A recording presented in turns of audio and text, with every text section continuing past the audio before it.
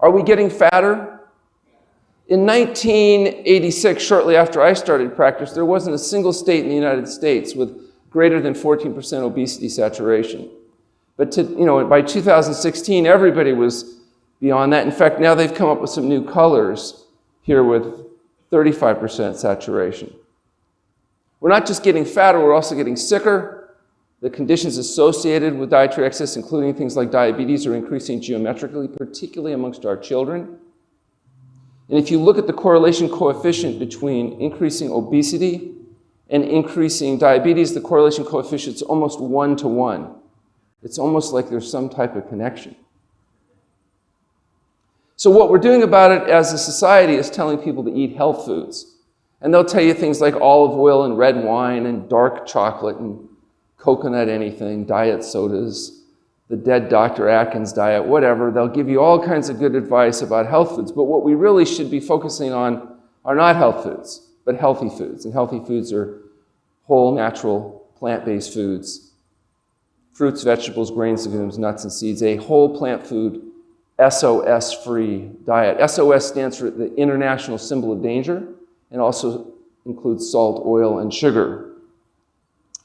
So if we think back from an evolutionary standpoint, human beings evolved in an environment very different than the one we live in today. We evolved in an environment of scarcity, an environment where it was difficult to get enough to eat and not get eaten. In fact, most human beings that have been born on the planet, of that 109 billion, did not live long enough to reproduce. Most humans died from predation, starvation. They're what we call the losers. They're not your relatives. Your relatives were the ones that got enough to eat and didn't get eaten. They're the ones that survived. And they survived because they had very specific characteristics. Our ancestors learned to use tools. They used fire for light, heat, and to process their foods for over 500,000 years, longer than we've been humans in this form. And perhaps the most powerful tool that the planet's ever seen showed up around 100,000 years ago, about the time of modern humans, when language allowed us to accumulate information and pass it on in a geometric fashion.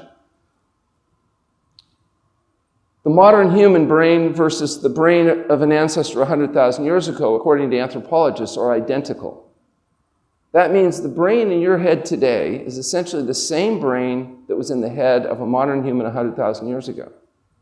Now that turns out to be important because remember, you are the byproduct of the survivors, the people that had certain characteristics that allowed them to survive. But they survived in this environment of scarcity, where getting enough to eat was a critical imperative. And they ate foods probably that looked very much like this. But now we live in a different environment. Because of human innovation, we've changed the environment. And now we eat food that's often processed in places that look like this, with products that look like this. So the fact is that you eat a very different diet because we changed a different environment, that the brain that directs your behavior is exactly the same brain that was in the humans 100,000 years ago. And that brain directs the body to engage in behavior that favors survival and reproduction in a natural setting. Your brain is perfectly designed or evolved to help you survive in a natural setting, not the setting you live in today. The way the brain works, simplistically, is it will reward your body when your body engages behavior and that favors survival and reproduction. So, but one of the ways the brain does that is it secretes chemicals, one of which is dopamine. Dopamine is the neurochemical associated with the experience you and I know of as pleasure.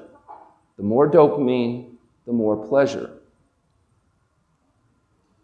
There's only two behaviors that human beings had to engage in order to survive and reproduce. And not coincidentally, there are two behaviors that naturally are involved in the intense stimulation of dopamine production.